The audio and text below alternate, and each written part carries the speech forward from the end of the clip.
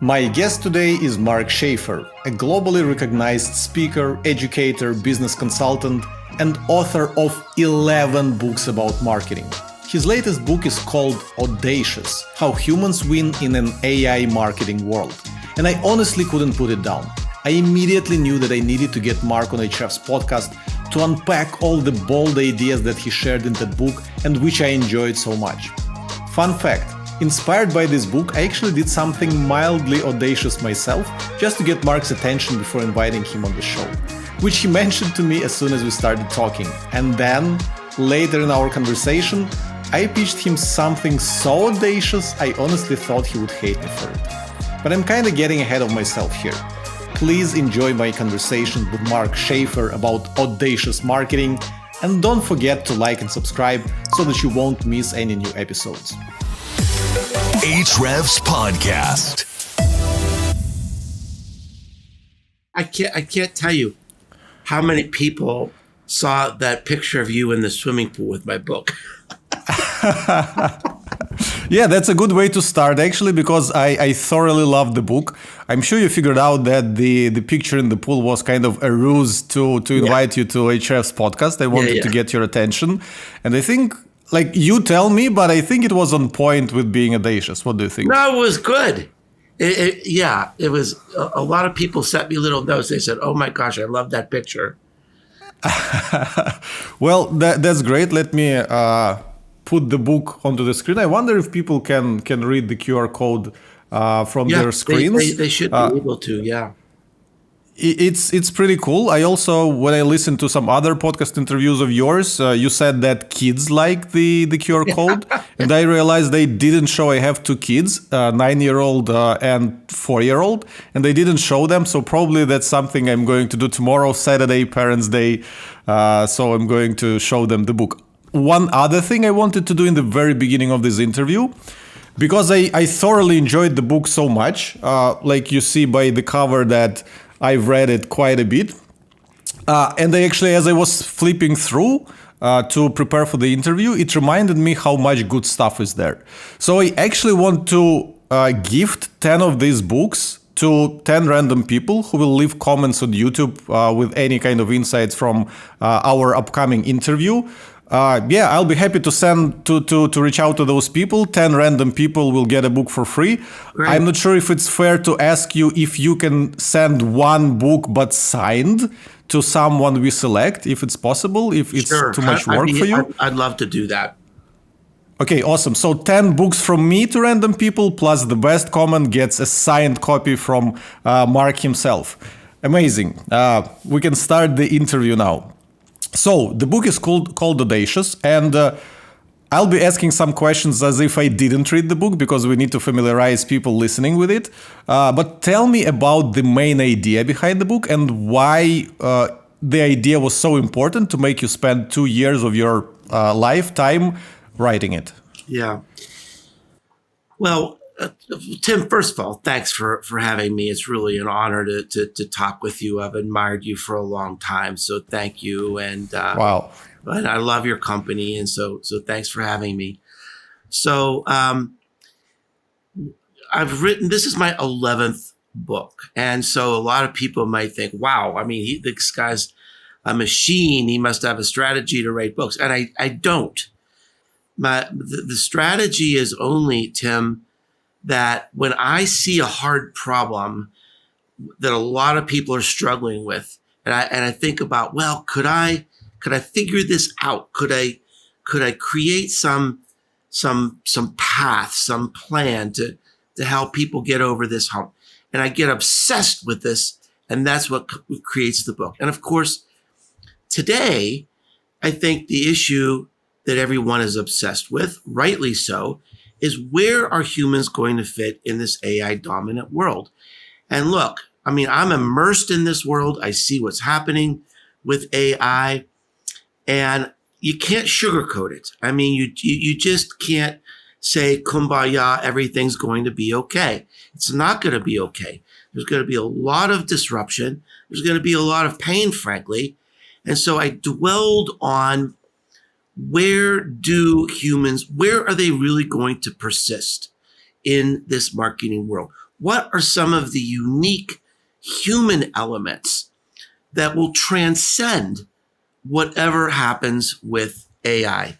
So that is the purpose of the book, is to explore that idea.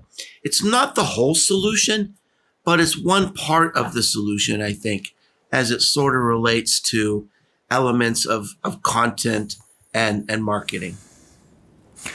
That's interesting that you're taking this angle, because you know how every person, they're living in their own world and they see what they want to see and they listen what they want to listen. Yeah. So for me, the main idea behind your book was a bit different, and Good. you kind of covered it in other interviews. Good. And to quote you, we wallow, I'm not a native speaker, in a marketing pandemic of dull. Yeah, right.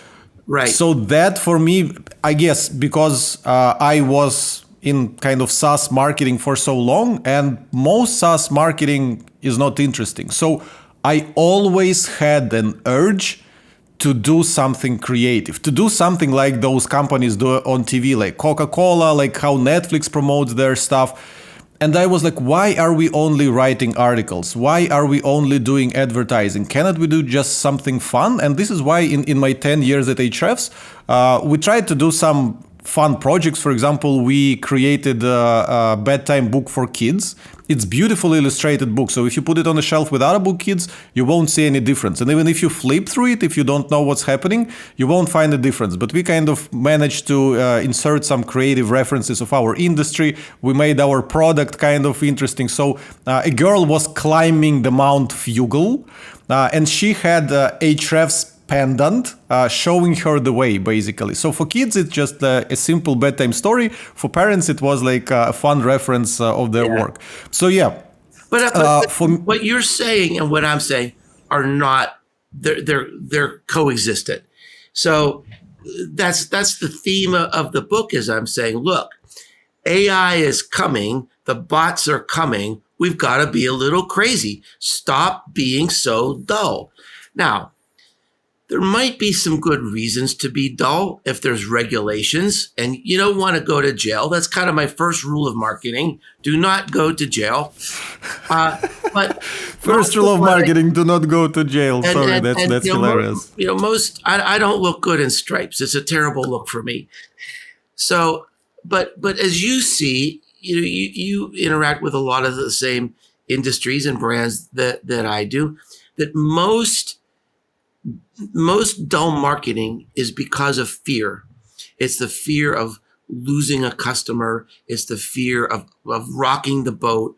It's the fear of upsetting your advertising agency or even losing your job. And so we've got this sort of infrastructure of fear holding boring in place. And my job in this book is to kind of shake people up a little bit and say, look, if you're just competent, you're going to be eaten alive by AI. AI is already competent. It's more than competent. It's magical. So we've got to dig deep and do better. I really like the word competent. You used it in some of your previous podcast interviews, and it really sticks with me. So AI is more competent than most people because we only have like a fraction of information on any topic available. AI has it all kind of in a split second. But another phrase I loved from you is in the new AI world, you need to out-human the machines. Yeah. So tell me about how to out-human the machines. Well, one of the things that I think will persist in the AI apocalypse is art, is art. And AI can create art, but I'll give you an example. So there's a musician that I love that nobody's ever heard of. It's a guy named Steven Wilson. He's known as the best musician in the UK that nobody's ever heard of. So he wrote a post and lamented. He said, someone just sent me music. It was like fan music of him. And they created a song like him with his voice. And he said, oh my gosh, he said, it's indistinguishable. it makes me wonder, do I matter? Because this is really upsetting. And I actually wrote a blog post about this, and I posted his lament. And I said, you know what? I followed this guy for years. And I might listen to fan music that sort of copies him. It's kind of a gimmick. I would listen. But when he puts out a record, it's on my playlist. I listen to it all over and over again. I just bought tickets to see him in concert in America. I'm not going to buy tickets to hear AI play his songs. He means something to me. There's an emotional connection to his humanity and the stories he tells in his songs. And so I think the lesson here is that our marketing in some way must approach art. It must unleash and highlight this human element. Otherwise, it's just going to be competent. We need to teach through our stories, our experiences, our education. We have to talk about what makes us happy, what makes us excited, what makes us angry, because that's what will connect with people. It's this expression of the human experience. That's what art is. It's an expression of the human experience. And to the extent that can show through in our marketing, will be relevant as human beings. Sorry for interrupting the interview, but I have a very quick announcement to make.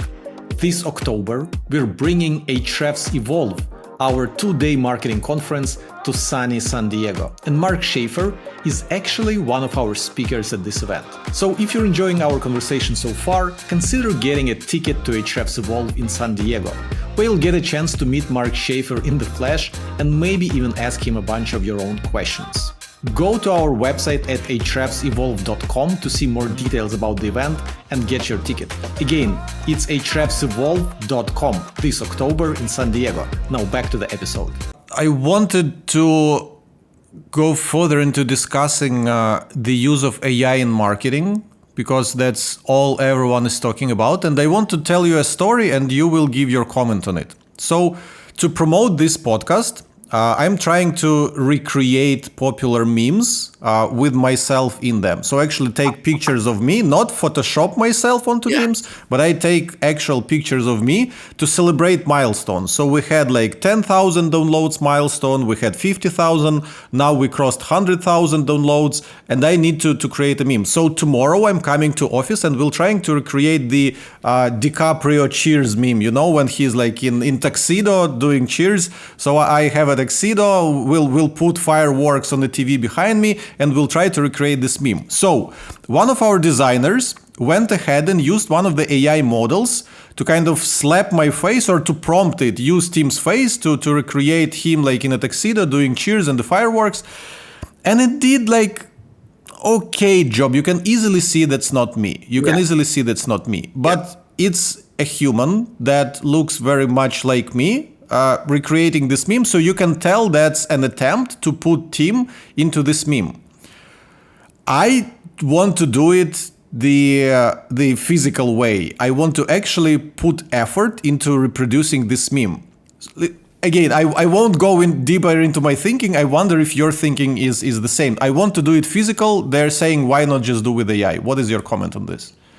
All right. So I want to answer it two ways. So I'm not anti-AI, and I think AI can really unleash creativity for us, right? So I would love to be an artist. I am not an artist. I dabble in watercolor painting. I do a little bit of painting, but by using some of these image generation tools, it's almost like a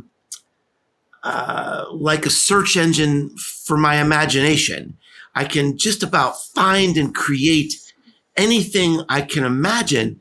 And I love creating art that goes with my blog posts, that connects to my content, that's subtle, it's meaningful, it has part of me in there.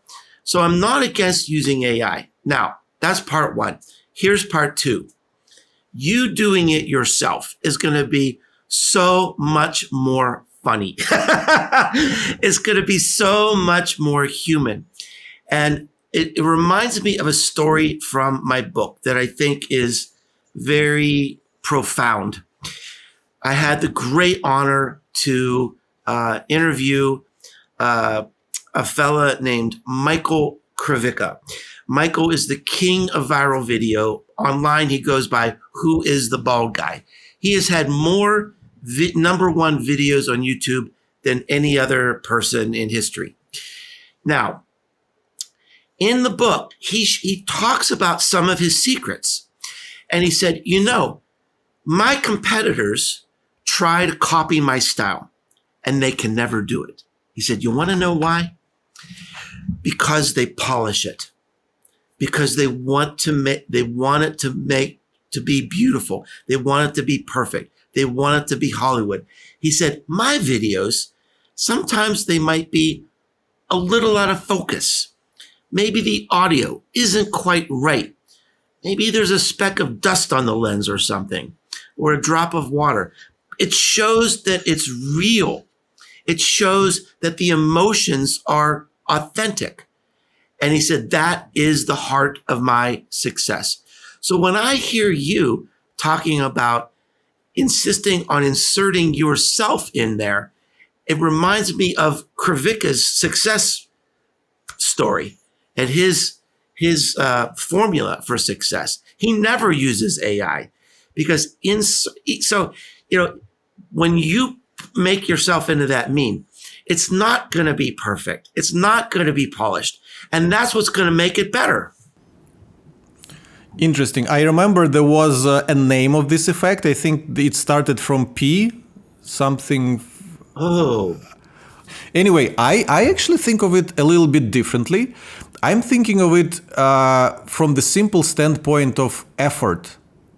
Because to generate AI video, it takes no effort. Anyone can go and prompt AI, feed some pictures of themselves and say, generate me this DiCaprio meme with me to celebrate, and they can do it.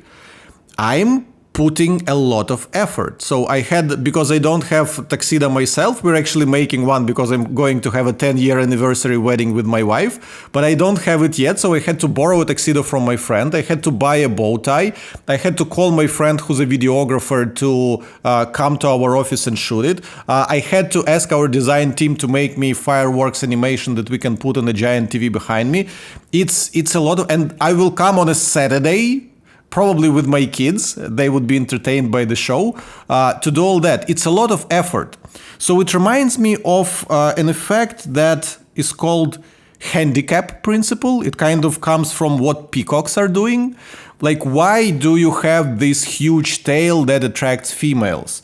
It kind of says that, look, I am so fit that even with this huge tail, I can survive. So I'm such, I have such good kind of DNA or whatever. You should mate with me because despite this huge tail that is clearly impeding my life, standing in the way, I can survive. So I'm very fit. I'm very strong. I can survive.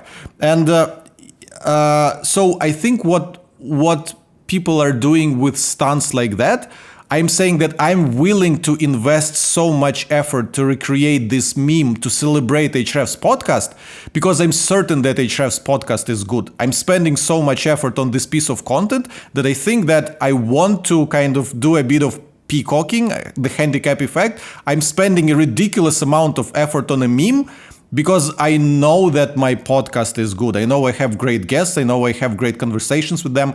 So you have to pay attention. And when people scrolling their feed and they see something AI generated, they scroll 5 posts more and they will see another AI generated thing. But will they see someone remaking a meme actually?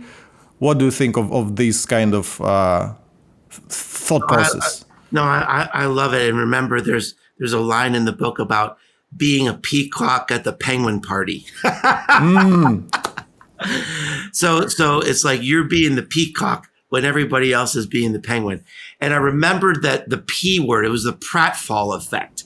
Yes, pratfall effect. Yes. When you kind of, and I love that you bring that up because there's an important sort of nuance to that. So the idea is that when you allow people to see your flaws and your mistakes. It can help you be endearing. People love you even more. Now, that only works if you're a competent person. So if you're competent and you're generous and you're kind and you make a mistake, people will say, "Oh, that just makes me love them more." But if all you do is make mistakes, people will just say, "Oh, there he goes, making another mistake. Why would I ever hire that guy?" First of all, let me quickly do kind of a promotional pause and remind people about your book, Audacious, and the fact that we're going to give away 10 copies I'm giving away to people who will leave comments on this video. And Mark said he will send one signed copy to the best comment. So guys, the book is a lot better than our conversation so far. It has a lot of great stories, a lot of great lessons. So again, I'm vouching for this book, and I have something very interesting prepared in about 20 minutes from now. Mark, I think you'll be quite surprised with what I have for you. But anyway, back to the peacocking thing. Actually, it was inspired not by the book, but one of the interviews that I listened with you, because you shared a story that I think is not in the book about, I think it was a $5,000 pig in some restaurant. Yeah. So you said there's a restaurant owner. $1,500. Yeah, can you please tell the story? Yeah. So I was using this story to illustrate an idea called social objects. And there is a field of research that says that most marketing conversations about a product are not started by a story or a person. It's started by a thing. So, for example, last week I was in Paris and I saw someone wearing a shirt from my university alma mater. So what are you going to do? You're going to say hello. It's unusual to see someone in Paris from your college. So the shirt started a conversation. So how this can work in business is I went into this restaurant. It wasn't a very big restaurant. And there was a 15-foot tall fiberglass pig with a tie-dye t-shirt on in the middle of this restaurant. So when I finished my meal, I asked the owner, I said, "What's the deal with the pig?" He said, "That is my entire marketing program.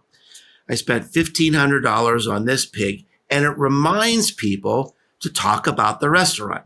Now, you have to deliver the goods. You have to create good food. You have to have good service, clean restrooms, reasonable pricing, ample parking. And if your customers have a good experience, the pig reminds them to take a picture and share it on social media. And especially if they have children, the children always want to have a picture taken with this great big pig.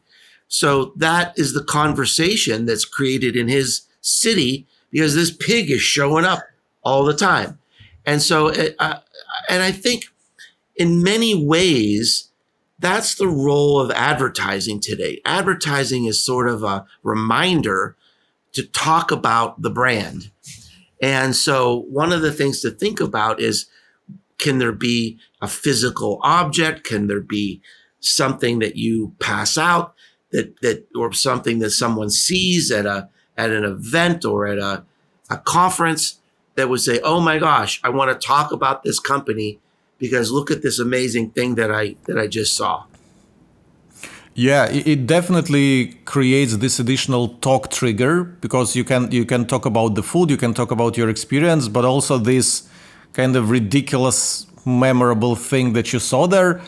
So maybe my connection of that story to the kind of peacocking or handicap effect, because in a way, the restaurant owner is saying, "Look, I can spend so much money on this ridiculous thing because my restaurant is doing so well. Because if I would be struggling to get customers and get profitable, I wouldn't be able to put this pig." But maybe not much to this extent as much as to what you said, that it creates those memorable things about this restaurant, except for the product itself. Well, the key idea is, let's say he didn't have the pig and he took out ads in the newspaper I don't know if they even have a newspaper anymore, but took out ads on Facebook, took out Google ads or whatever they did, and maybe they post something on Instagram and they say, you'll have a great time at our restaurant. You'll have good food at a restaurant. Well, people are going to think, well, we expect you to say that. Of course you're going to say that. So the idea with social objects is you get other people to see it, to say it. And that's what people believe. People aren't going to believe necessarily your brand or your advertising or your marketing messages, but they're going to believe each other. And when you create something so interesting, so memorable, so worthy that people talk about you, that is the best marketing, the best advertising you will ever have. It's pure. It's trusted. Has nothing to do with AI, by the way. This is all human, right? And so I'm passionate about this, Tim, because it's so overlooked in the whole marketing portfolio, where we know getting people to talk about our products is the best. We know word of mouth marketing works. It's always worked. But how many companies have you ever worked with that have a line item on their marketing budget for word of mouth marketing? Zero. All right. And so, and it's hard because it's different and it's not sexy and you don't win awards for it. And it's hard to measure, but it works. And it works so well. And it gets back to your idea about stop being boring, stop being competent. I almost guarantee you, your competitors are not using word of mouth marketing. That's an opportunity for you to zig, to do something different, to kind of break the mold a little bit, and take a little piece of your budget and experiment with it and see how it works. I absolutely love this. And I do think that not enough people are talking about it. This is why I'm such a huge advocate for your book and for ideas in this book. And when I was on my vacation, I couldn't just stop reading the book. My wife was pretty mad at me, but it was so inspiring. It was so refreshing because these days, to be honest, I have very low expectations with books about marketing. They're dry. They're like, as you said, pandemic of dull. So in the marketing business, books is the same. So when I started reading and I saw all these stories, all this inspiration, and all these people are actually doing those crazy effective things. Those things are crazy, but they're also effective. I was inspired like hell. So I'm hoping that with this interview, people listening would also be inspired. And I want to tell you another story. So recently, we did a small meetup in Japan. That was my first time visiting Japan. We did a meetup for our customers, and I was doing Q&A. And one of the questions that I was asked was very interesting because people said that Ahrefs is known to do all sorts of bold things, not afraid being controversial, disagreeing with the status quo, and all those things. And the question was, how are you doing this? And my answer was, there is no other way. So when you're small, doing bold and controversial things and like what's zigging when others are zagging is the only way to get noticed. Because if you're doing the same thing that everyone else when you're small, you're not going to break through. But when you're big, why can you afford to do those things? Because you have an audience of people who follow you and love you for those things. So it seems that doing bold things is the only strategy. How can you not do the bold things? Good for you. Good for you. And I want to build on one thing that you said. So whenever I teach marketing and I teach about content, one of the words I use instead of controversial is spiky. So spiky content is something that's debatable. It's based in facts, but it might include an opinion that's defensible, that's based on your observations and experience. And I like that word better than controversial, because I don't think you should have a goal to be controversial. It's like having a goal to be a bully. A bully gets attention, but you're never going to be friends with them. But if you're provocative, if you're pushing people to think and flipping the script, that people love. That people, they're just so hungry for that. And that's, why you've been so successful with your content, so successful with your podcast.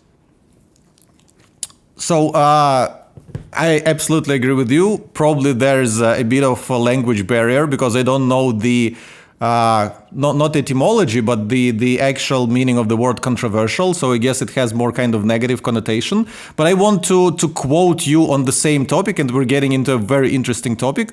So to quote you, being audacious does not mean you're doing something illegal, reckless, or offensive. It's kind of what you said, don't get in the jail. And I think it's the same thing as not being controversial, but being provocative. Yeah. And in that sense, I want to talk about taboo. Because you touch on the concept of taboo in your book, and you mentioned the McKinnon brothers, their agency Taboo by Design. So can you tell this story briefly, and then I will have something interesting for you. Yeah. You're not going to take off your clothes, are you? No. You had me scared. You had me scared there for a minute. So the story is, I became friends with these brothers, and they gave a presentation at South by Southwest, and the title of the presentation was called Taboo by Design. I thought, well, that's interesting. So Andrew, one of the brothers, starts off the presentation by saying, well, my brother and I have talked about this, and to make sure you don't forget us today, anytime someone leaves the room, we're going to take off a piece of our clothing. Now, this awkward buzz went through the room. Like, what did they say? And Andrew continued. He said, now, everyone I've mentioned this idea to has told me it's an extremely bad idea. But I would rather be humiliated in front of you today than to be forgotten. Now, what he was demonstrating was one of the core principles of their agency and one of the core principles of my book. And that's this idea of breaking bad rules for good reasons. So, one rule is you don't take, if you're on the stage, you don't take off your clothes. But why not if it's fun, if it's going to make people laugh and take pictures?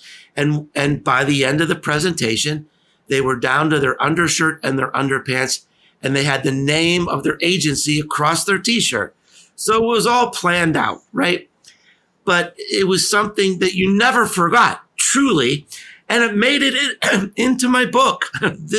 I think we're seeing with agencies like Taboo, with creators like Michael Kravica, with brands like Liquid Death was a case study in the book. I know it's not familiar in other parts of the world, but Liquid Death is a brand of water. So there's, and like the Mischief Agency in New York. They're more and more creators are getting a reputation for saying, well, wait a minute, we followed this rule for years and years and years, but how did that get started? Why are we still doing this? What if we didn't do it? What if we started with wrong? What if we flipped the script? And so that's a really important trend. And if you start looking at some of the advertising now that's starting to get attention, starting to win awards, makes you go, oh my gosh, wow, that was shocking. Who would have thought of ever doing that? So the principle of taboo is, I think it's also a quote from the book, saying something you can't say or doing something you can do, but kind of finding a way to spin it in a way that's kind of actually favorable. So I have this crazy idea. I'm not sure if you support it because I need your permission. So the question is it okay to burn books? So what I'm thinking to do is I'm thinking to burn your book on camera. Not right now, but to promote this podcast episode. So I want to... you know what? I love it. Because you will be the first podcast host ever to burn the book of their guest. Yeah, with every podcast episode. I love it. You've got to send me some pictures of it and video of it, and we'll put it all over the place. That would be a promo video of the episode. So I was thinking that I can, like, the video can just start me from silently putting your book on fire without saying anything. I have like a grill at home, don't get hurt. I have a grill at home, so I will then throw it into the grill and probably like pour some fire liquid on it, whatever. So people would be wondering why the hell Tim is burning this book. In the end, I already ordered another copy on Amazon, so it's on the way here. Once the book would be kind of burning, I would pull another copy, and I would say, like, I love this book so much that I had to attract your attention to it by burning it, and I used one of the principles in the book. We recorded a great podcast interview with Mark. Check it out, buy his book. So if I have your permission, I'm going to do it. I love it. I wonder how would people react to this. We'll find out. Ideally, of course, and I don't want to put you on the spot, but if you can send me a signed copy of your book, then I can say I burned this copy because now I have a signed copy by Mark. And I think it's even a better ending for this kind of stunt. So we can try doing this. Awesome. I'm looking forward to this. One other things that you mentioned in your book, actually in the beginning of your book, is the principle of awe. And I think it came from the study of BuzzSumo. I believe it's quite an old study because we were doing similar studies at Ahrefs as well, where they studied viral content and they identified that the emotion most associating with content kind of going viral and spreading was awe.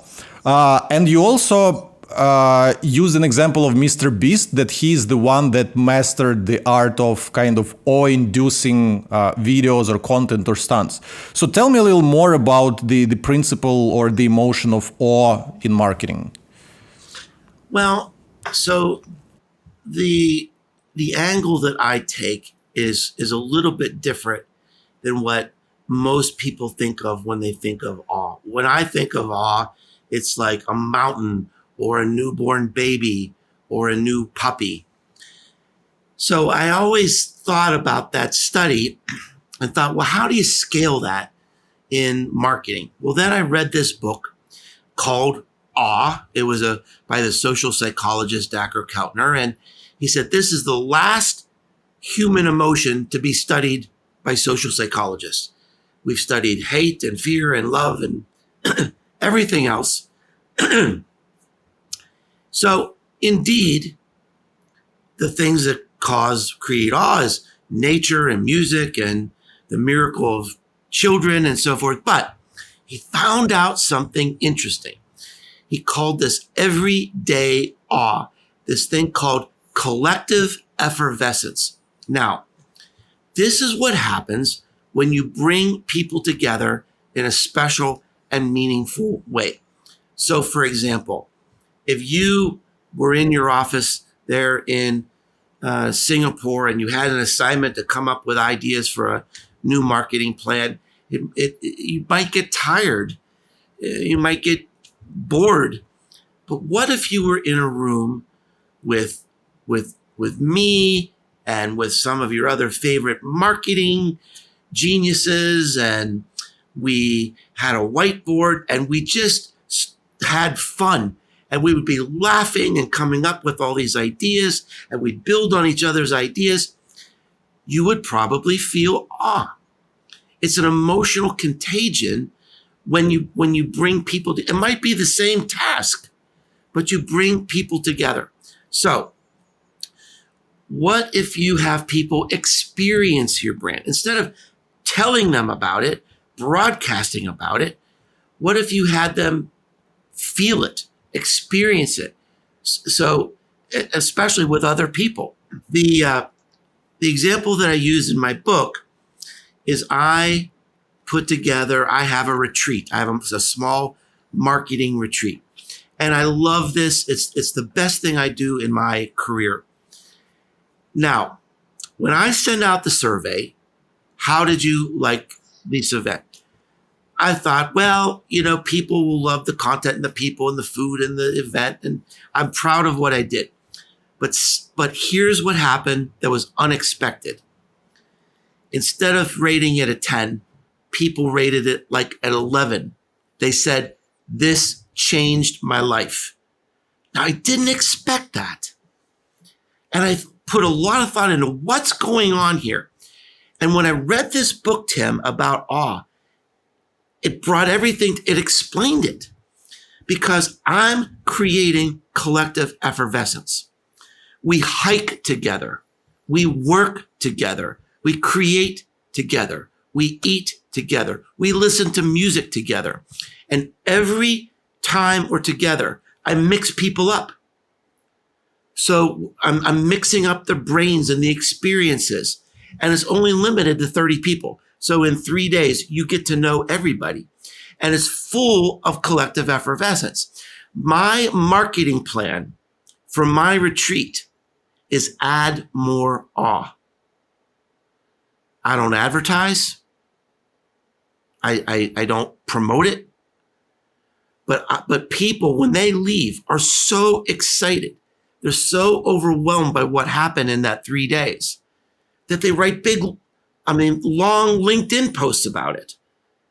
Even weeks later, people are still they were posting about it even today, I saw. So I'm not doing the marketing. Other people are doing the marketing. Now, here's why. We already talked a little bit, we talked about word of mouth marketing. We talked about taboo, but this is another important idea for marketing. And again, this transcends AI, adding awe for your customers. And here's why this is one of the biggest overlooked opportunities in all of marketing. I don't know how it is in Singapore where you live, in Asia, but here in America, and I know in Europe as well, every day there are stories in the news about loneliness, about young people today. They feel so isolated. They are experiencing their entire world through the earbuds alone in their bedroom. They binge all their music, all their TV, all their movies, all their podcasts, all their books, everything by themselves. And they're longing to belong. They're longing to connect. We can do that. I'm not saying, let's have a party and save the world. I'm not saying that. I'm saying there are good business reasons to bring people together. Because if they feel awe, that emotion is transferred to you and your brand. And again, this is another idea, kind of goes with experiential marketing that is quite overlooked by marketers today. And it has huge potential and it transcends AI. I absolutely love this. And again, this is, you took this not in the direction I was hoping, but I absolutely agree with this. And I had a similar conversation with my events team here at Ahrefs, because we are now preparing Ahrefs Evolve conference in San Diego this October. I'm not sure if this podcast would be before that or after that. But the thing is, I created kind of 3 subdivisions in our events marketing.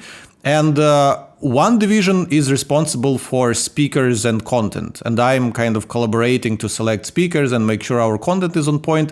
Another division is responsible to get kind of business value, to educate people who come about our product, to talk to enterprise customers, create like lunches with customers, blah, blah, blah, blah, blah, those things. And we have our kind of event operations manager, and I told her, you don't need to think about the programming and who the speakers are. You don't need to think about the business value of event. Your goal is to make sure people will have great time. But I think right now, after talking to you, I will change the goal and I would say your goal is to make people experience awe at the event. So think what we can do outside of speakers and outside of business value is not about awe at all. So if you want to squeeze business value out of the event, no. Speakers, yes, you want to have great programming and everything. But speakers on stage is not the only thing that happens in events. Like you said, it's all about connection. It's all about people talking together. This is why at our event, we want to make break time bigger, so that people had more time to chat to each other, to discuss what they heard, to make those connections. So yeah, I think I like putting it as well. I love where you're going. I love it. I love it because it will work. It will work, and it seems like a big risk. But let me tell you a little story. So I just had my retreat a few weeks ago, and so. Again, my goal was to add more awe. So I took a risk and I blocked out 90 minutes where everybody there, they weren't sitting and learning. They were working on a brand activation using the principles from Audacious. How do we create an audacious brand? And there was a young woman there who had a small wine brand. So she kind of told her story. And I mean, I just took a big risk. Oh my gosh, these people are coming to network and to learn. What if they worked on a project? So they're working side by side together. They have this energy. And here's what they said. That was the most popular part of the whole event. They weren't learning. Isn't that amazing? They weren't necessarily networking. They weren't learning. They were working on a project together, but it created awe because it was inspiring to see the ideas fly. And this woman at the end who had the winery, she had tears in her eyes. She was so overwhelmed by how the beauty of this project and the great ideas that she was given. And so everybody was just on a high. It's like, and it was the most popular thing at the event.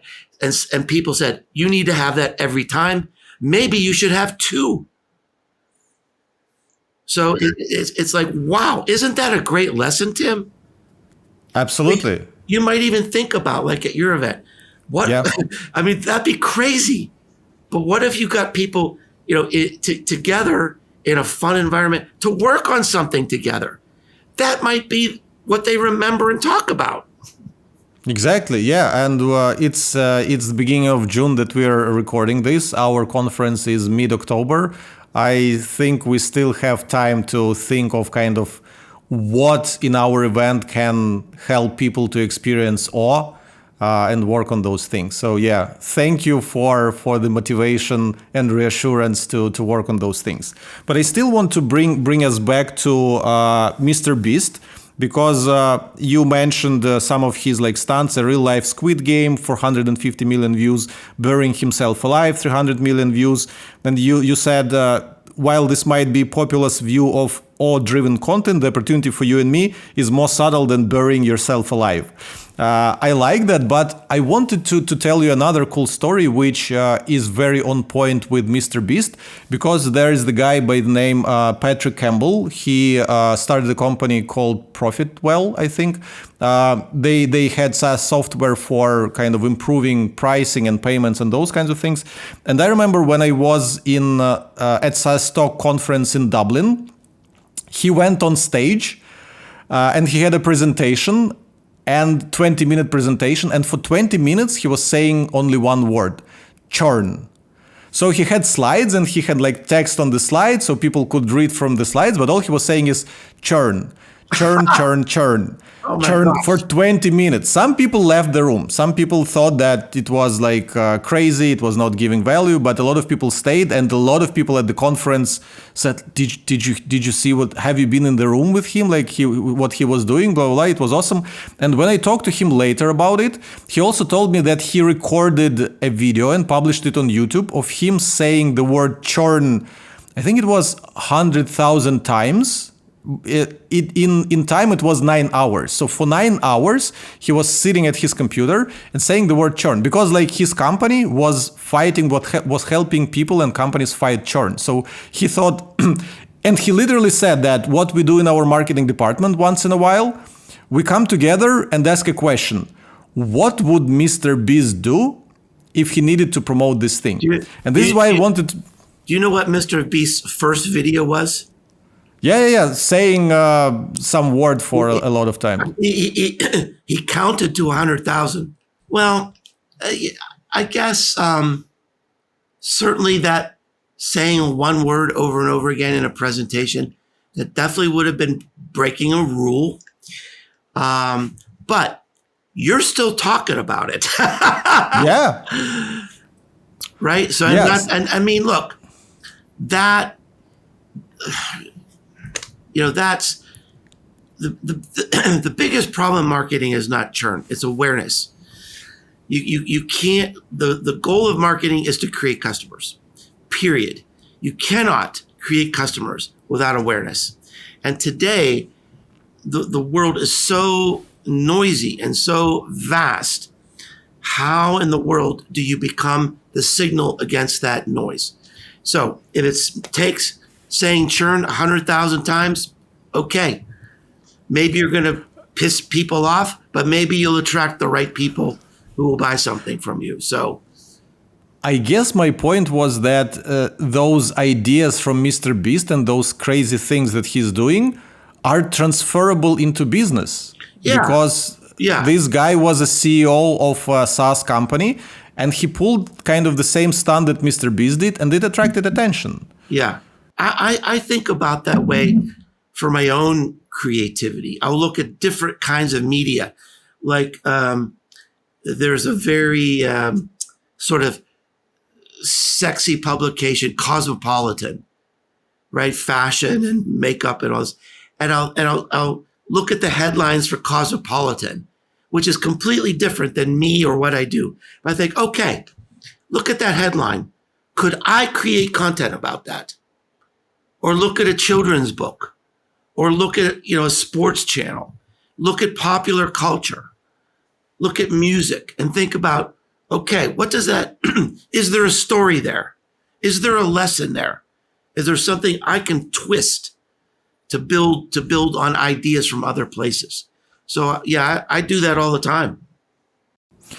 I would love to make my own, because I do speak around the world at least 5 times a year at different conferences. And I would love to do something like that at some point.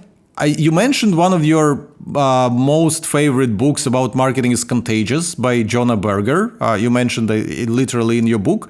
And I think probably it was in his book when he was talking about, was it Bill Gates' TED presentation where he opened the jar with mosquitoes and let out like 1,000 mosquitoes to go around the room, and he started talking about malaria or something like this, which is like, it's very disrupting, because when you're a speaker on stage, people expect you to just speak, but you actually do crazy stuff like this. And I also want to tell a story of my kind of ex-boss from Ukraine, who is now one of the kind of biggest politicians in the country. He's, I know, one of the 5 probably most influential politicians.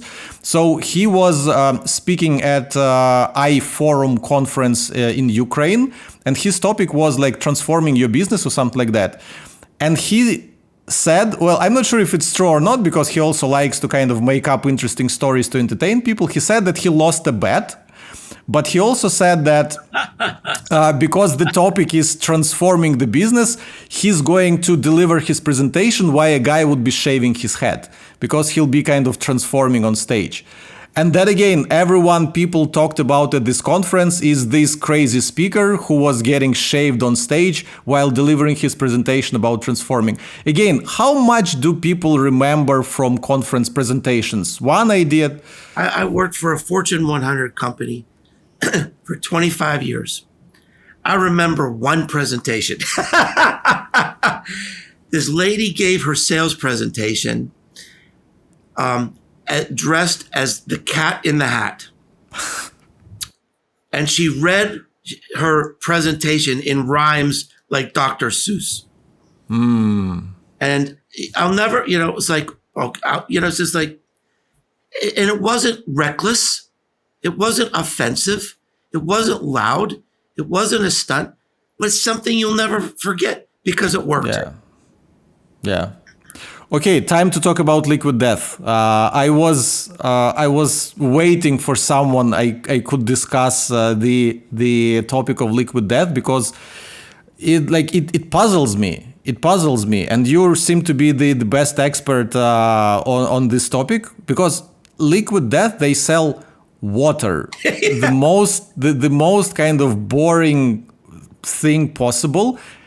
Usually, how do people sell water? They focus on the origin. Is it like natural springs? Is it artesian wells? I figured when I was doing research, there's some water that comes from glaciers or icebergs, and it's supposed to be clean because it was frozen a long time ago when there was no pollution, blah, blah, blah. But they sell just, I believe, kind of what is tap water, maybe filtered tap water, and the whole product is marketing. Like, what are they selling? Are they selling water, or are they selling marketing? How do you explain this? Definitely selling marketing. So there's a couple interesting lessons here. So first of all, this gets back to this idea of the pandemic of dull,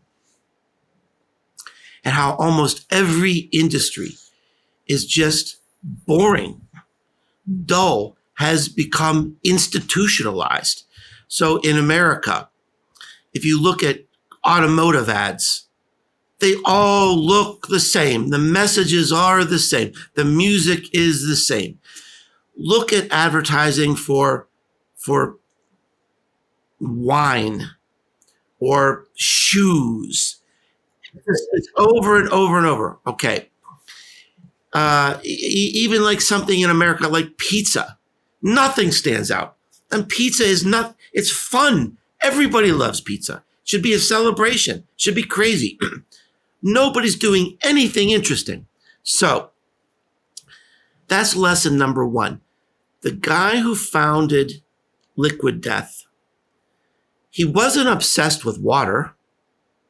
He was obsessed with flipping an industry and doing something fun. So in water, everything is clear and clean. Like you said, they have names like Rainbow Springs or something like this, and they're all sold in plastic bottles. Well, he's doing everything opposite. He calls his product Death. He sells it in cans. He sells it in bars, which is supposed to give away the water. Their advertising is absolutely ridiculous. If you haven't seen any of their ads, I encourage your listeners to go to YouTube and look for some of their ads, because I'll tell you a funny story. I gave a presentation at a big international conference, and I was going to use one of their ads in my presentation. And when they reviewed my slides, the organization said, "Oh, you can't use that." Their advertisement was like so offensive to them. So that's lesson number one.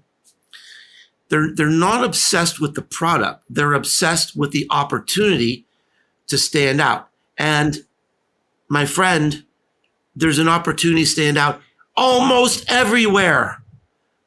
Now, here's lesson number two.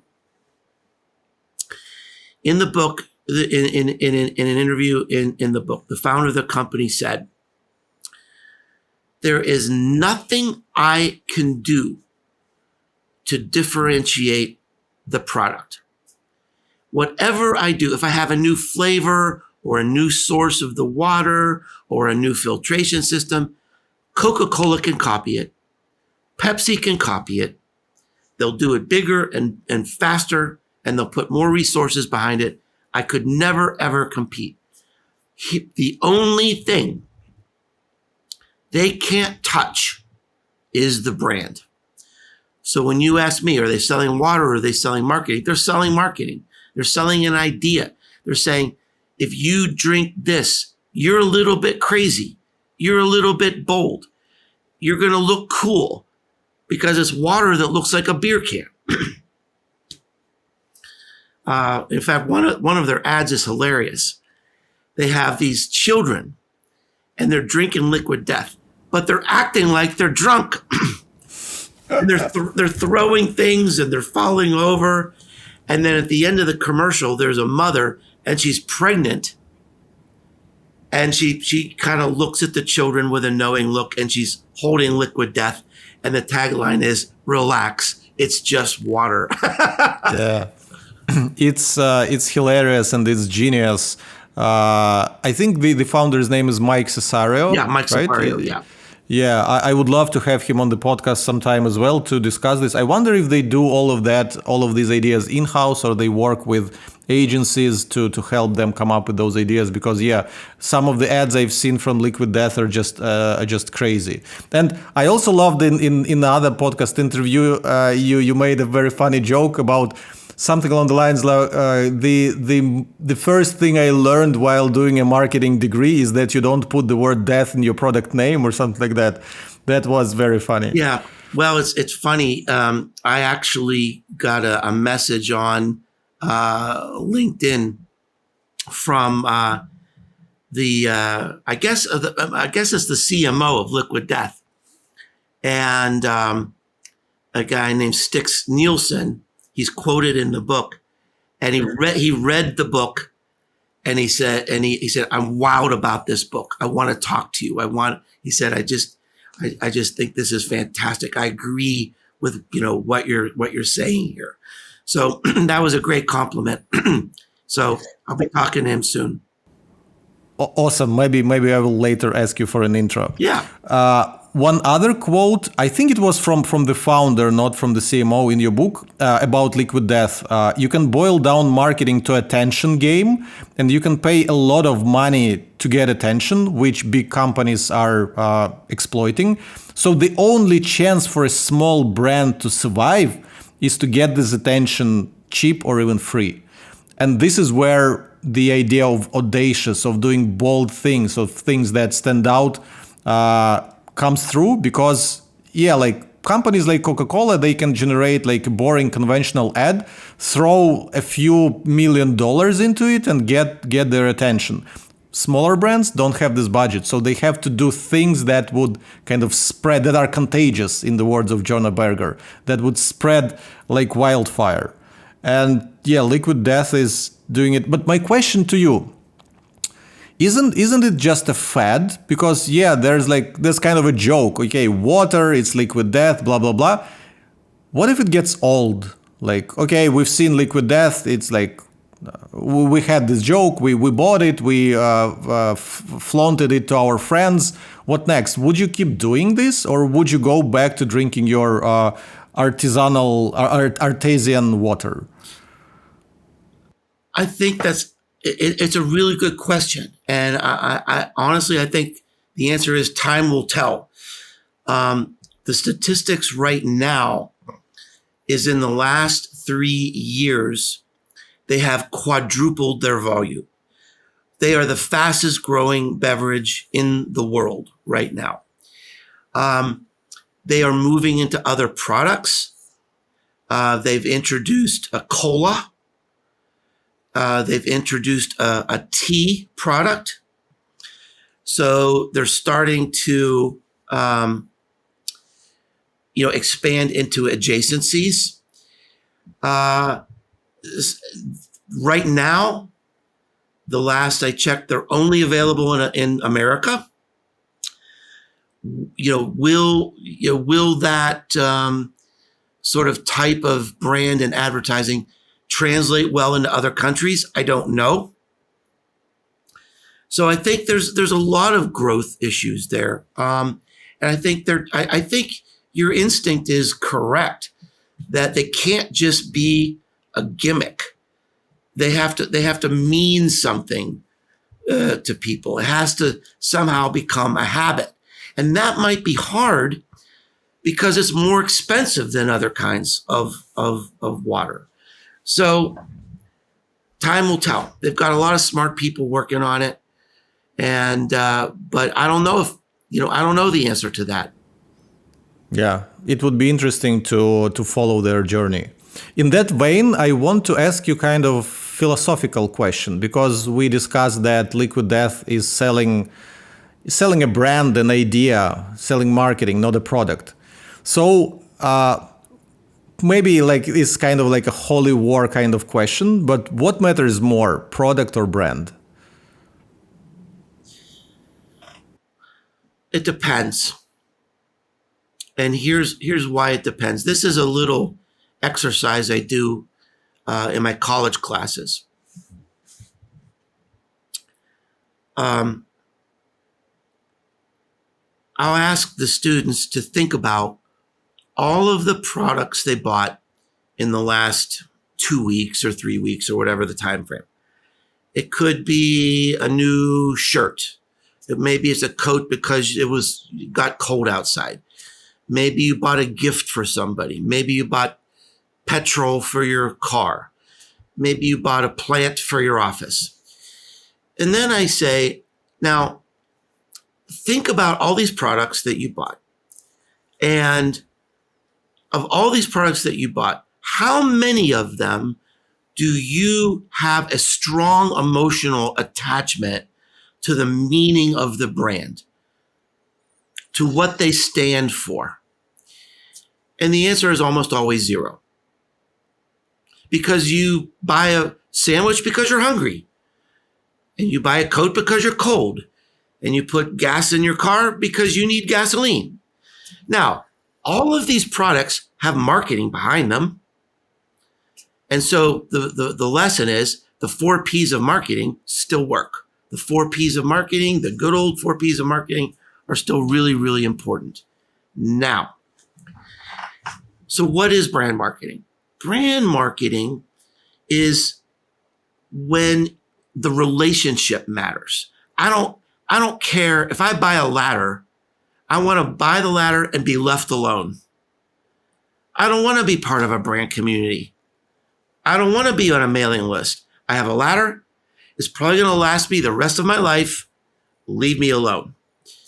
There are other brands where I do want to be connected. It means something to me. I do have this emotional connection. So it's not every product, but when you can establish brand, that's what separates you. That's what distances you from the competition and assures future growth. So the example I use in America, it's another brand. So there's this famous event that happens in sports in America. We have this brand called Gatorade. It's a sports drink. They own 80% of an $18 billion sports drink market. Unbelievable market domination. They're owned by Pepsi. The distant competitor is Powerade. They're owned by Coca-Cola. Now, there's this tradition in America. Whenever someone wins a big sporting event, the players sneak up on the coach with this big vat of Gatorade and they dump it over his head. It's called the Gatorade bath. And you can guarantee after a big win, that will be shown on TV over and over and over again. Well, last year, one of our football playoff games was sponsored by Powerade. Gatorade has a big orange vat. Powerade has a big blue vat. So the players took the vat, they snuck up on the coach, and here's what the sports announcer said on national television. Here comes the Gatorade bath. Gatorade owns the sport, the mind. They own the mind and the heart. And when you talk to athletes, they'd say, oh, we'd never use Powerade, even if it's the same thing. There's so much emotional attachment to this product for athletes and sports. Now, so Gatorade buys the sports sponsorship. They have this vat on the sideline. It's become this tradition. What's the ROI of the Gatorade bath? Who knows? It's impossible to tell. But they've got 80% market share. So it's this accumulated effect that creates this strong emotion and attachment. And so that assures their future growth. They don't have to have ads.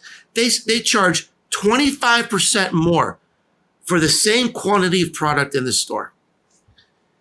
They don't have to worry about end of aisle displays. They don't have to worry about fighting for shelf space. They don't have to worry about, coupons in the local paper. They own the brand because they own the hearts and the mind of the athletes. And that's what branding is about. It's not necessarily for everybody, but it creates that distance.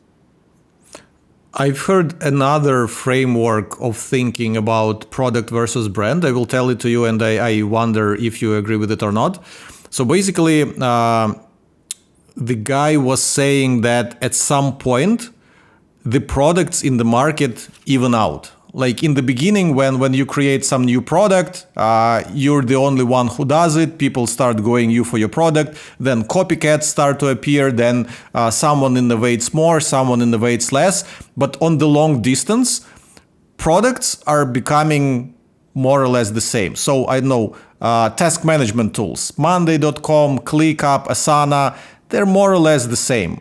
SEO tools, we have Ahrefs, we have SEMrush. Again, more or less the same. Cars, BMW, Audi, Mercedes, like they look different in terms of design, but all the screens, all the engines, like what they do, it's more or less the same. So the guy was saying that in the beginning, when the product is new and when the industry hasn't matured much, people are choosing the product by the product, by its features, by what it can do for you. But at a certain point, every industry reaches the level where the products are comparable, and this is why people start choosing a brand rather than a product. What do you think about this? Yeah, I agree. Yeah, I agree. It gets back to Mike Cesario's comment that with water, the only thing he has is brand. The only thing he has is his story. Because he could introduce something, but then it evens out. It becomes commoditized. Everybody, you can copy everything except, well, there's two things you can't copy. One is your brand and the emotional connection you have with your customer. And the other one is how you treat your customers, how you talk to your customers. You can own that. That can make a difference. And that could be an important part of the brand. But other than that, everything else, can be commoditized.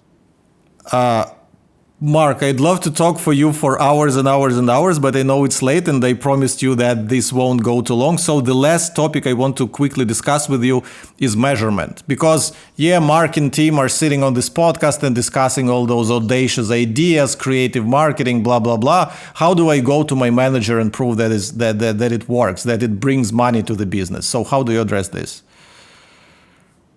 Well, that's a huge topic. And it's funny because I was just in a conversation about this, about the voodoo of attribution. I don't really think there's there's a good solution.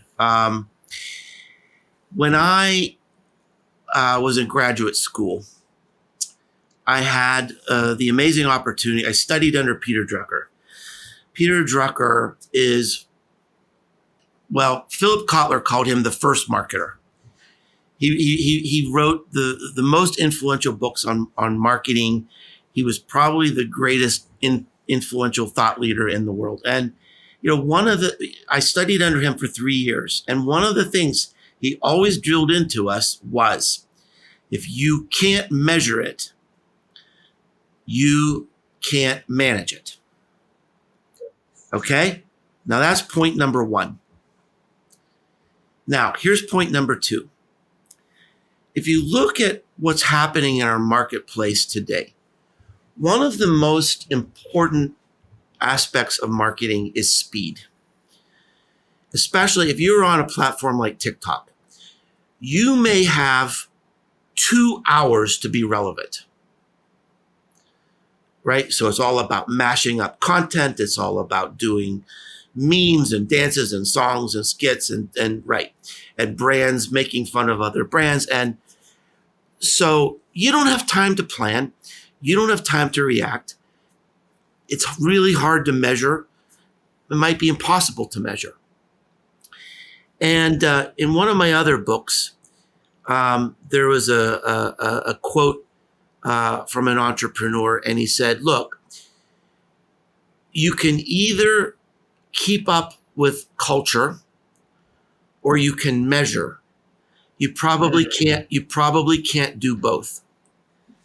So I was thinking about what would Peter Drucker say? How would Peter Drucker react to the world today? And this is it's the great tension in the CMO office today. The CMO office today is the board of directors wants you to be coin operated. You put money in and you get money out. But our customers don't work that way. Our customers don't care about quarterly earnings. They don't connect with you that way. They connect with you because you're engaging with them and they love you. And that could be hard to measure. And I think, Peter Drucker was the most brilliant man I've ever known. And I think he would say some things that are important can't be measured. If you can't measure it, that doesn't mean you don't do it. And let's just think about the Gatorade bath, right? So if you've got competitors who are willing to be bold and take these risks and sort of like put attribution aside, at least some of the time, you're going to get toasted because they're willing to be relevant in culture today. I recently had a meeting with some executives at Pepsi. And a few years ago, they said that brand marketing, big brand bonfires are over. That today, a company has to learn about how do we be relevant in cultural moments. So it's not big, it's not we're Pepsi and we're sponsoring this and we've got this ad campaign. It's like, what's going on in the world and how can we be relevant right now? And I met with some Pepsi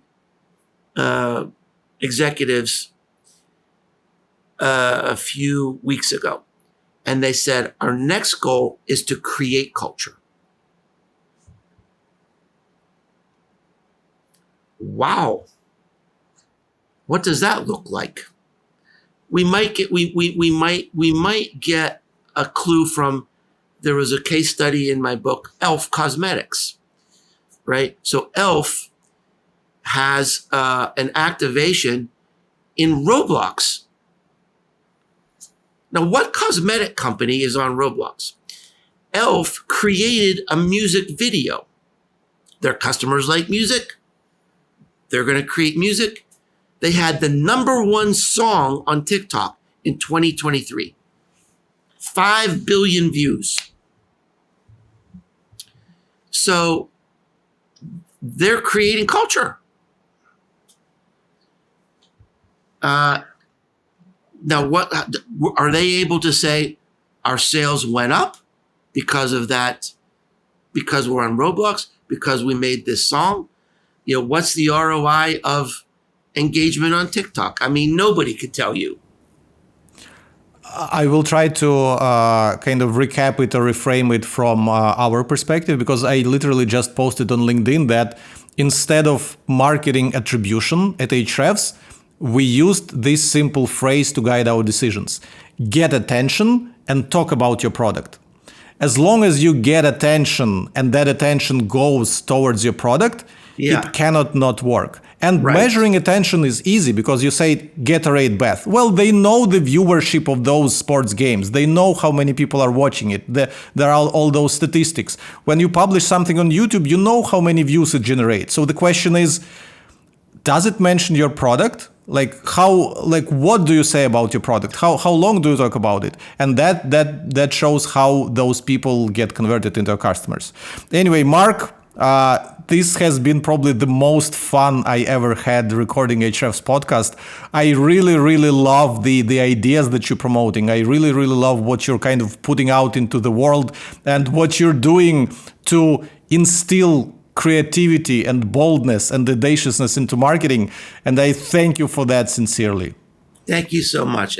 I've looked forward to this for a long time. Thank you for being so prepared and asking so many great questions on my book today. I sincerely love your work. Thank you. Thank you. Thanks a lot for sticking till the very end of this episode. I guess that means you enjoyed it, right? Because if you did, I have to ask you to subscribe to this YouTube channel, or maybe click the follow button if you're listening to this on Apple or Spotify. Not sure if you know this, but subscriptions and follows are the strongest signal for these platforms to show this piece of content to more people. So I would really, really appreciate it if you would follow and subscribe. Thanks in advance, and I'll see you in the next episode. Bye.